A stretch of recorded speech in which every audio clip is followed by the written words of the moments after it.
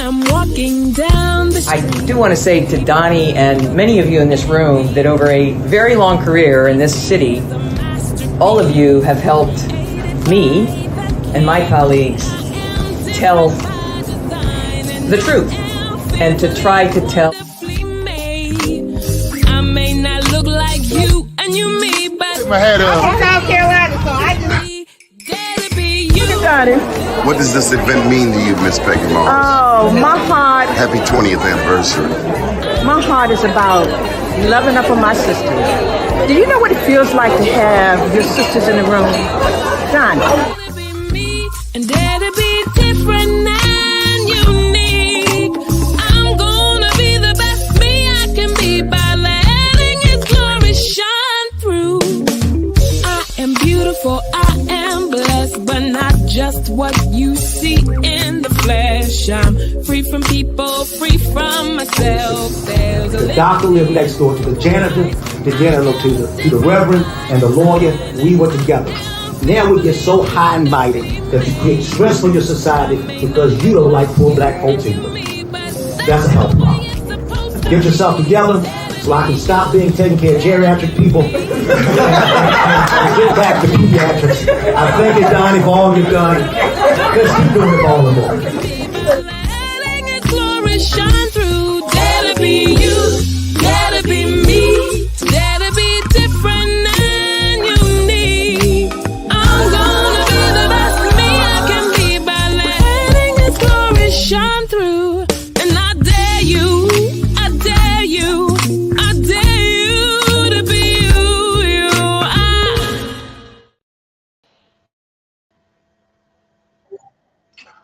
Good morning. Welcome to today's show. Donnie Glover here. Today's guest will be Rodericka Applewhaite, Director of Black Media. We will be, for the White House, we will be discussing President Biden's State of the Union address last night. Good morning, Rodericka. How are you today? I'm good. Doni, how are you?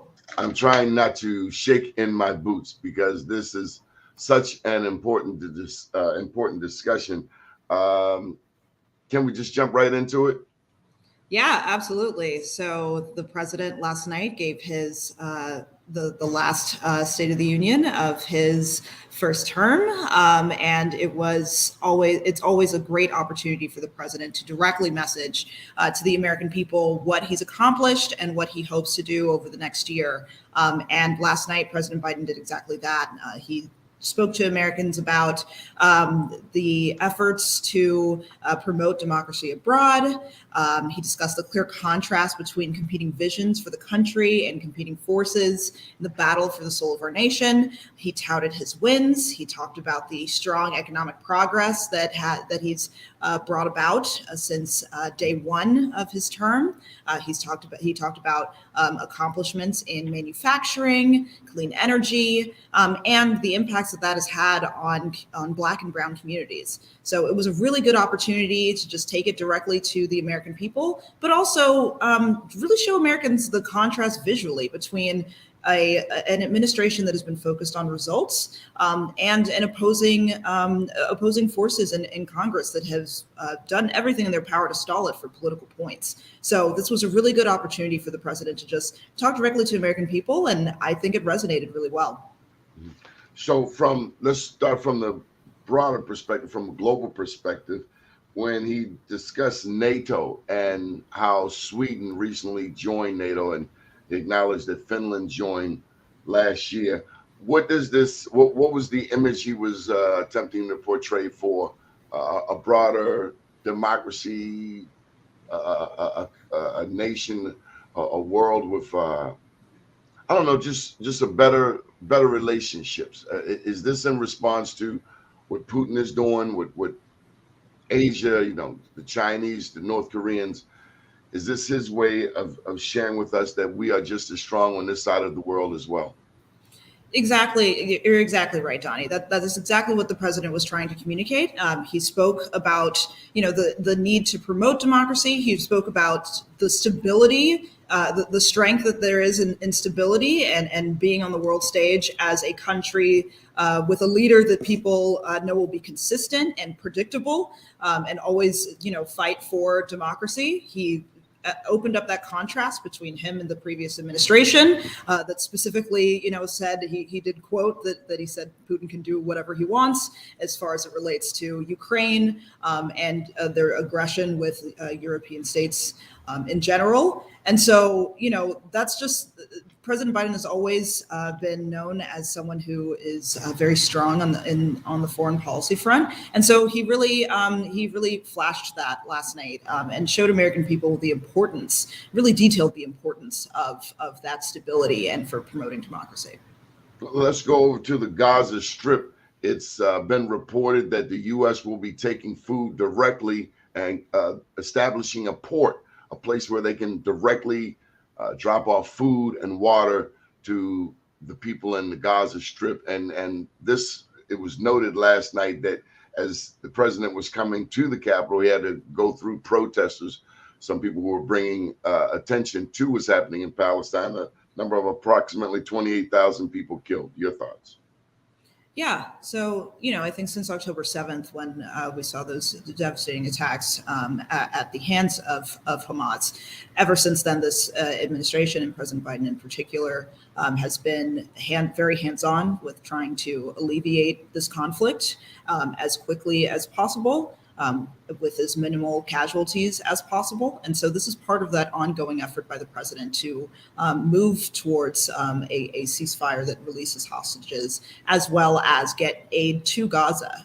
The president has always been very clear that this is a conflict that impacts both innocent Palestinians and innocent Israelis. And so this is just another one of those efforts for President Biden to get aid to Gaza, which I will point out is what the pressure from pro-Palestinian groups and advocates have been calling for. And so, I think this is a demonstration of the fact that the president has been listening, but also making sure that he's making decisions that don't further escalate the conflict, but also get the results that he's looking for, because this is a priority to him as well. Okay. I want to come to the border. Prior to last night's speech, and let me just say the president showed a lot more bite than the media portray. They portray him as Sleepy Joe, but we saw last night a president who was 81 years old and pretty darn vibrant. I mean, he was hanging with people much younger than him in terms of his level of energy. But so let's go to this border situation. I mean, a lot of us, we see what's happening in Arizona, what's happening in Texas. We talk about the wall, but last night I saw the president put some of the onus right back on Trump in terms of what hadn't been done and what he inherited. What do you think the president was trying to portray as it relates to immigration and the border?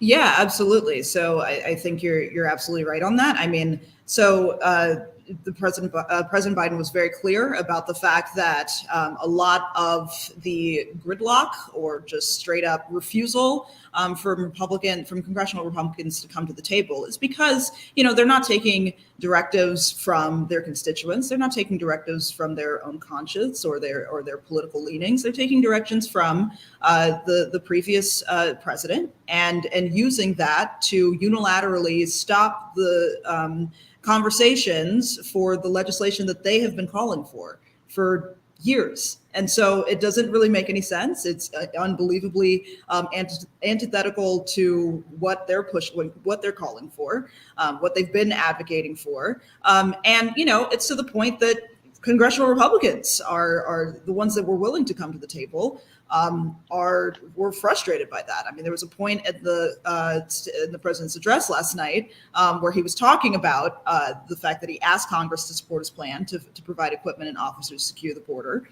This was a bipartisan agreement put forward by some Republicans in the Senate.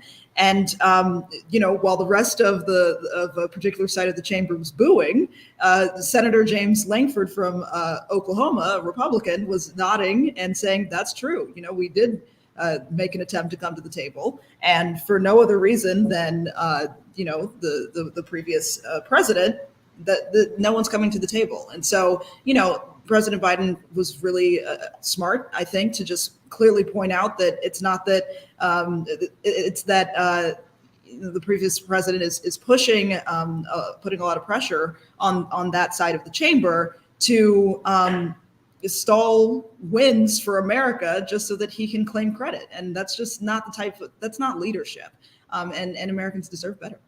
Were you guys expecting Senator Langford to mouth "that's true"? I mean, were there any previous indications that Senator Langford would put a bullseye on his back with someone like President Trump watching this debate, this presentation, the State of the Union address? I mean, you couldn't have asked for a better gift. I mean, I will say his team did not give us a heads up beforehand, but Senator Langford has always been pretty upfront as one of the leaders on this bipartisan issue. And so, I appreciate his candor in just very plainly helping us lay out that, this is not a both sides issue. President Biden has been more than willing to come to the table. He's offered a lot of provisions of this particular border bill that Republicans have previously called for and agreed to. But the second that they saw that there was some way to get political points out of it rather than actually fix a problem, that's when they backed away. So it's unfortunate, and at the end of the day, it's American people that are being shortchanged as a result.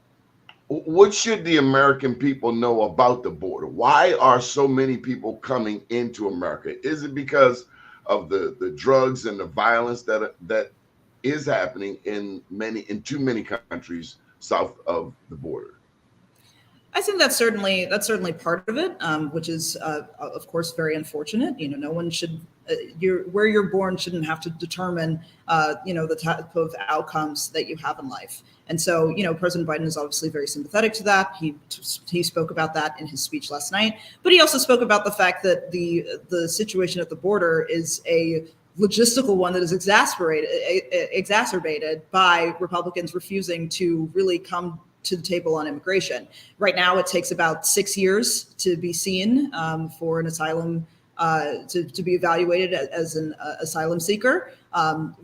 With the plan that President Biden is hoping to put forward in conjunction with certain congressional Republicans, that would shorten that timeline to 6 weeks, which means that, instead of taking the risk of coming and being, maybe turned away at the border 6 weeks later, it's now a 6-year situation that people feel like they can wait out. And so that really increases the amount of people that are attempt to come across the border every day.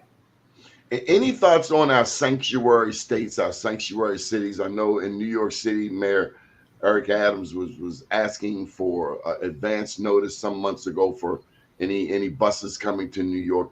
Well, how does this work in places like New York? I mean, certainly they're inundated with additional people. Your thoughts? So I can't speak too specifically to that since I'm not in the government structure there. But I will say this, with going back to the point of trying to score cheap political points to the direct detriment of American people. Florida, for example, has spent millions on busing migrants to other states.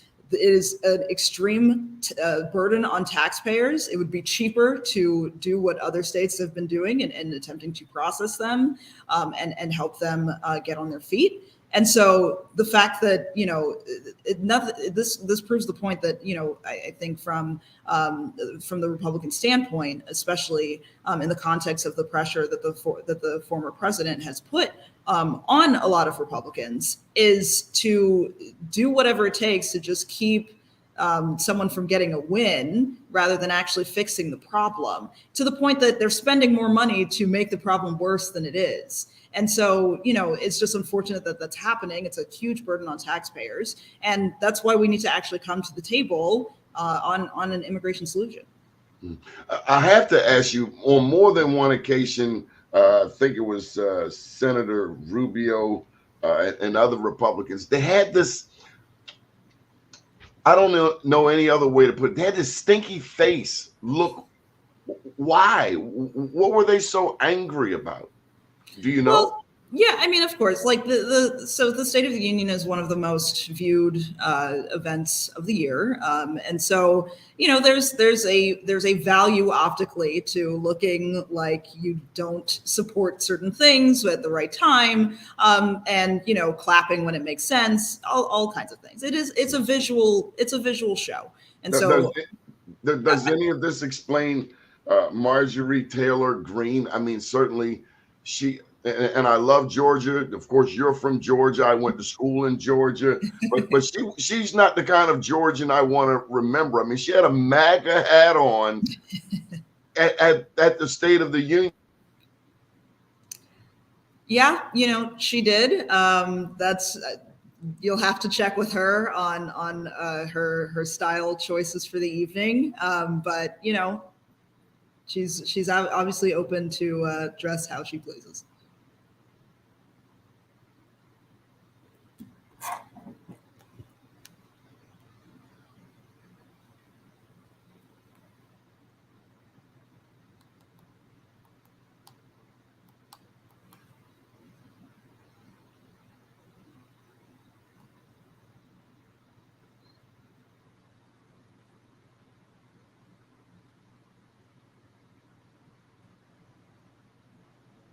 Sorry about that. No, all good. So, what's happening with Marjorie Taylor Greene? Help me out. Yeah, so I got nothing for you there. She's free to dress however she pleases. That's it. Okay, so women, they voted Roe v. Wade. I mean, the Supreme Court, and I love the way the president shamed the Supreme Court last night. Any thoughts about this group of people who are supposed to look out for all Americans? I'm a little disappointed. Yeah, I mean, ever since Roe v. Wade was overturned in 2022, I think Americans have been very loud and clear about the fact that they emphatically support a right to choose, and I think we've seen that play out in the decisions they've made in the elections following, supporting ballot initiatives to codify Roe v. Wade in specific states. I think, for a long time, I used to work at Emily's List, which is a organization that supports pro-choice Democratic women who are running for office. The entire time I was there, we were kind of sounding the alarm on, hey, if Roe v. Wade gets overturned, you don't even know the implications that will unfold as a result. It won't stop just at access to abortion. It will impact other things like IVF, birth control, and just really open the floor for a huge step backwards in American progress, especially for women, but for families in general, just Americans in general. And so, I think when I was at Emily's List, a lot of people were like, yeah, whatever, this is a law this is a Supreme Court decision that's been on the books for, 60 plus years. But, in 2022, what we warned about finally did happen. And you are seeing the results now. In Alabama, IVF was the jurisprudence surrounding IVF was had a lot of hospitals and care centers nervous. And so they decided to just ban it out of fear of being prosecuted for providing care. And care that creates families. Like this is, I can't think of anything that is more pro-life, if you want to use that term, than IVF. These are families that are trying to have children.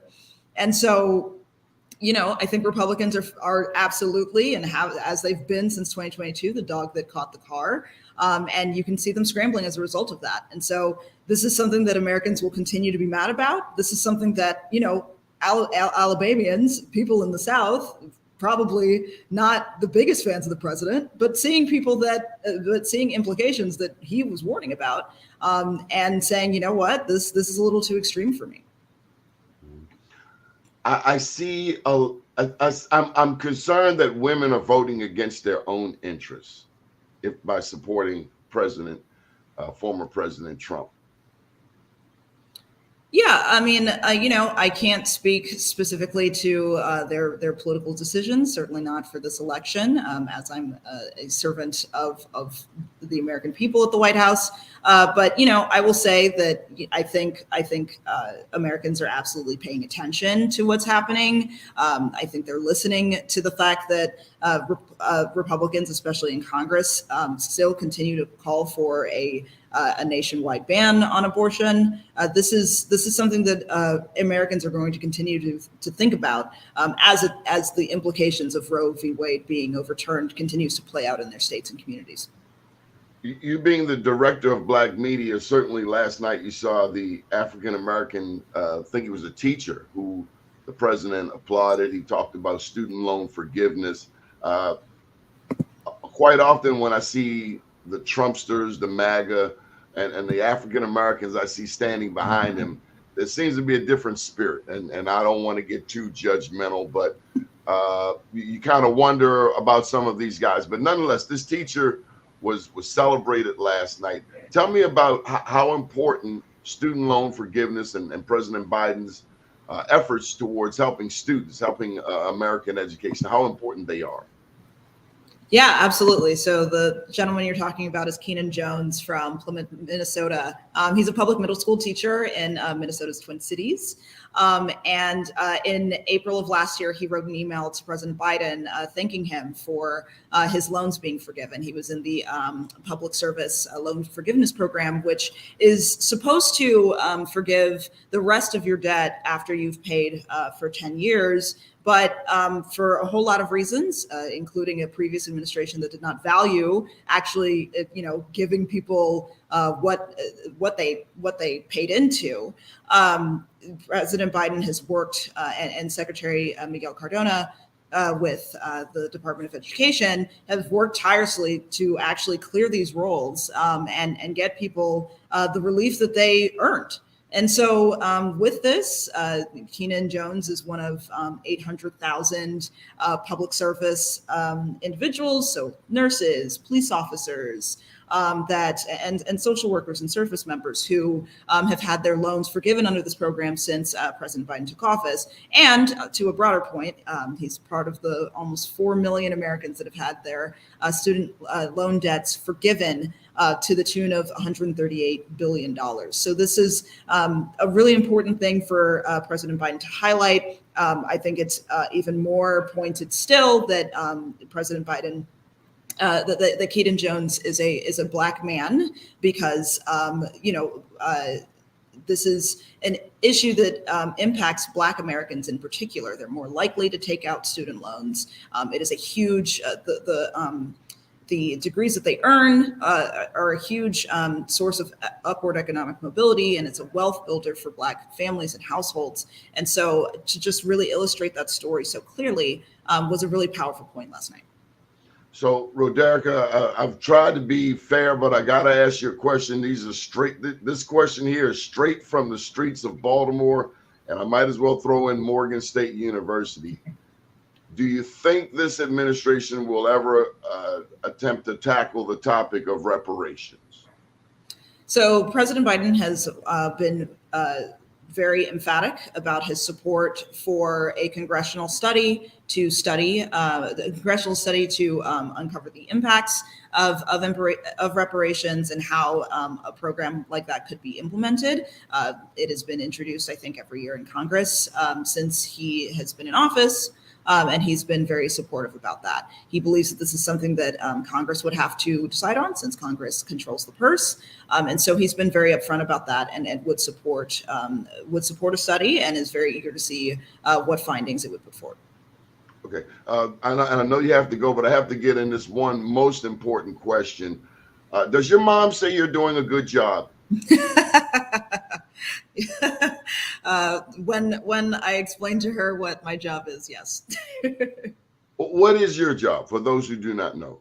Sure. I'm the director of Black media at the White House. So it is my job to work hand in hand with Black outlets such as yours to make sure that we are reaching Black Americans where they are and through the news outlets and sources that they consume. It's really important to us, everyone at the Biden-Harris administration, to highlight the accomplishments that the president has secured for Black Americans. And so it is my job to make sure that Black outlets are aware of opportunities to talk directly to White House officials about the work that's being done here. And for those of us who are African American, you would have us also understand that we have cousins in Latino and Caribbean communities. I mean, when I think back to your Black History Month events, I learned something. I never heard of Simma Funk, for instance. Yeah, he's a Latino Afro-Latino singer, very successful. Everyone's very happy to have him here. And he's been to Morgan State University, but we are much broader people than we realize. We don't just speak English. We don't just come from the 50 contiguous states within these borders. We have Latino roots. We have Caribbean roots. Why was that important? And even you got to comment on Descendants Day. I mean, that was absolutely the best. It was awesome. Yeah, it was a real honor to have a front row seat to all of the events that the White House and the Office of Public Engagement put off last month for Black History Month. But to your first question, America and Black America it's a patchwork, it's a tapestry, and it's one that deserves to be elevated. And so, I very much appreciate that this White House took the time to honor my Afro-Latino roots, my Afro-Caribbean roots, and show that, we're not a monolith. We shouldn't be. We don't have to be. And it's really important to uncover the full history that makes us so special and unique, and and drives the culture around the world, and drives a lot of progress in this country. And so it was really, really cool to be a part of. Well, I want to thank you for joining us, and I'm so grateful that this White House understands the need to embrace Black media. We've had access that we just did not get in the years prior with the last president. Any final thoughts? No, I think that's it. It's always a pleasure to be on. It's always a pleasure to have the opportunity to talk to Black Americans about the work we're doing here and the work that I'm doing for myself, frankly, because I'm in the community too. And so, it's always great to be on. I would love to be on again if you'll have me. We'd love to have you. Rodericka, Applewhaite, we appreciate you. Have a beautiful day. Thanks, Doni. You too. Bye. Yes, ma'am. So there you have it, folks. Rodericka Applewhaite, Director of Black Media.